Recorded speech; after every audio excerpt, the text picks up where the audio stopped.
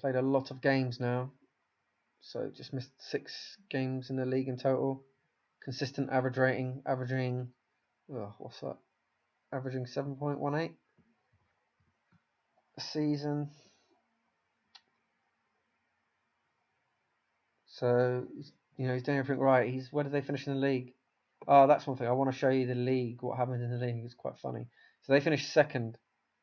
So I did it before. I went into the Prem, and so look, they won it on goal difference. Man City won the league by goal difference. A big goal difference. But then I tried to figure out what happened because United were only a point behind. So I went into United and looked at their schedule.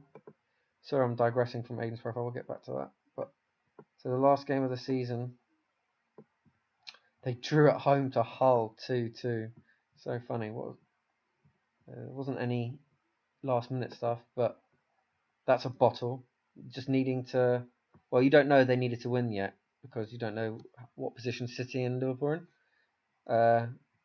United they're in the Champions League final against Sampdoria, so that's one thing to bear in mind for Man United. We'll come on to that. And they beat City in the semi-final. So, although City had the last laugh in the league, United did get one over them before that. So then Liverpool, as we know, finished runners up on goal difference in their last game.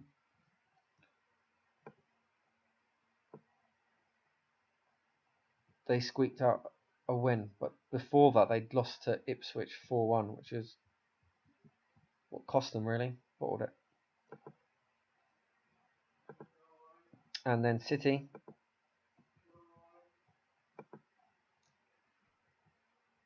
an 8-0 win along the way there, I saw in the Prem. Well, they just won the last couple of games. So as you can tell, United were in the box seat. Liverpool had to better City's result. So it's a great way to the season to end. I wish that would happen in real life. You can see all the stats down here. Hazard still smashing it.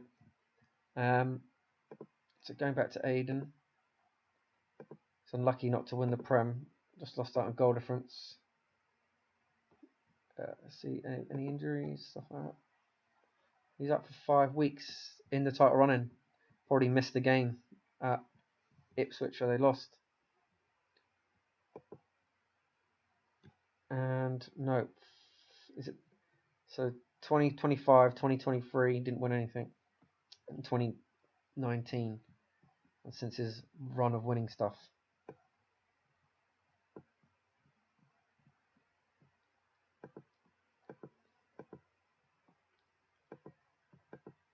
Yeah, so I'll show you the Capital One Cup now as well, because I mentioned earlier a couple of the Bonos won it for Liverpool, but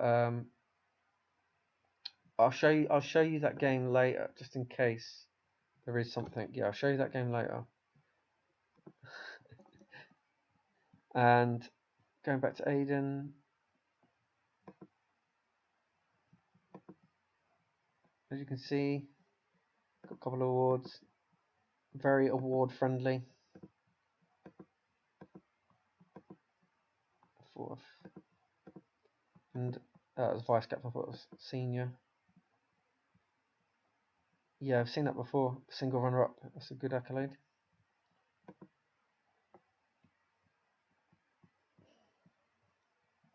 And contract's long, so you can just see him being at Liverpool now till early 30s. It'd be interesting when we do get into the 30s ourselves and where we go. I think that would be quite fun to see if we just like drop down the leagues and stuff like that and what we do. Going on to McShane, he's moved to Liverpool, we knew that, and he's an excellent all-round player. Let's check how many stars he's got. So 4.5, roaming playmaker. Yeah, that's the best position for him. When he was younger, he looked like a defensive, just ball-winning type midfielder, but he's actually got so much good attacking ability, just having as a roaming playmaker. It's like Paul Pogba, the Irish Paul Pogba. So we know they've got the runners-up medal. Let's check the career stats.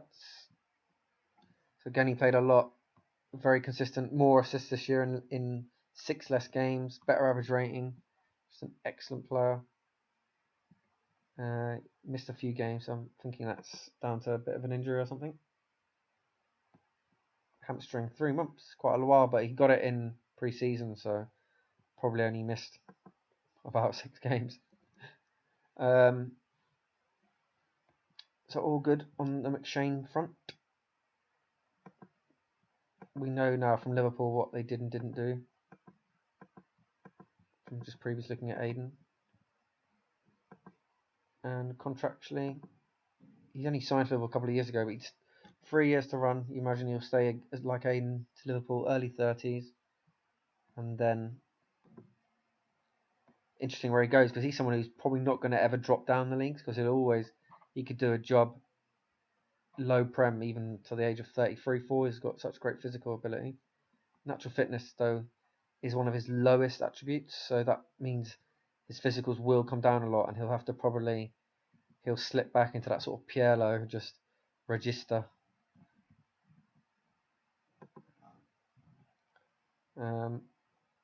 Monday, still at United. He was doing well the last time we saw, started to nail down a top spot, and he's really kicked on again. Really kicked on. Double-digit goals, almost double-digit assists, and that's league. He's played 52 games overall, so he's been so consistent. Can't have been injured for any length of time, really. 7 days in the whole season, and it was a concussion. Wasn't even an actual like muscular injury or anything like that. His dribbling, crossing, excellent. So Monday's doing well, but he doesn't play many games for England. Only 9 caps for England. If the likes of Tom Cleverley, anyone who just plays for United, gets into the England squad, even if they're shit, just because they're English, they're playing for a top team, they just get in above someone.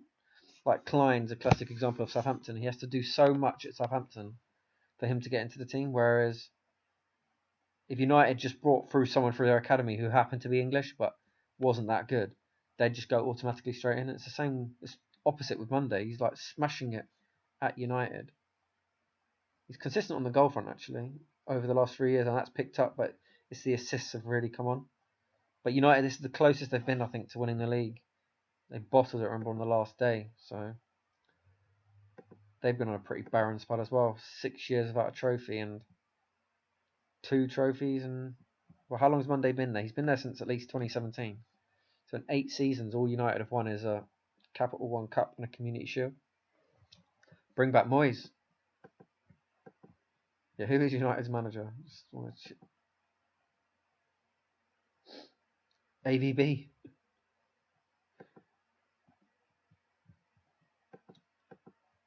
So yeah, but on a personal note, Monday's done amazing. I mean, I thought he'd struggle to finally break into the team, but he somehow managed to do it around here, and he showed no signs of holding back. So well done that. Check the contracts and stuff. He's got a long time. So again, he'll be at United till, you'd imagine, into his early 30s. What I do is when they're in their last year, when they get to 29, 30, and then the last year of their contract, I always sell them, just because their value goes down so much in the 30s that you want to cash in, and there's so many good young players always coming through that ultimately everyone's replaceable. I haven't seen this tab before. Has that always been their job center? I've just seen Job C. What's that? Stephen Hawes, 56 million bucks.